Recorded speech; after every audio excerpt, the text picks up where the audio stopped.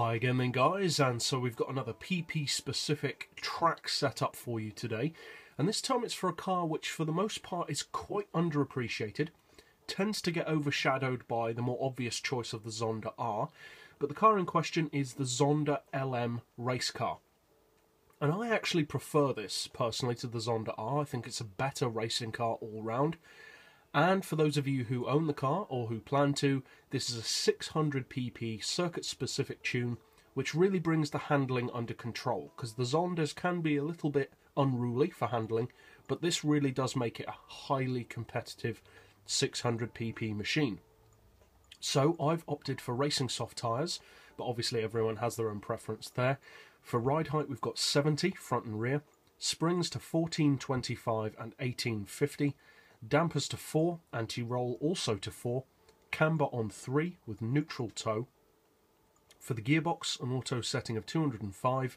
Then for the individual gears, we've got 3.7, 2475, 1.8, 1375, 1.1 and 900 with a final drive of 3.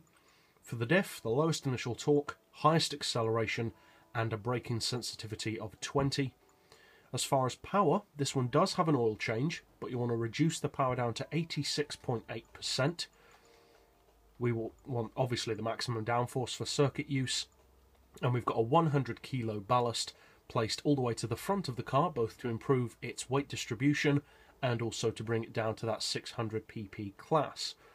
So that's it for the tune setup, a relatively simple one overall. So now let's take it out to the track to see what it can do. Now overall, as I said, most people tend to go for the more obvious choice of the Zonda R, and you can understand why. It's a fully premium car, it's a real car, whereas this one isn't, and the Zonda R does have that certain extreme, crazy appeal to it, kind of like the FXX.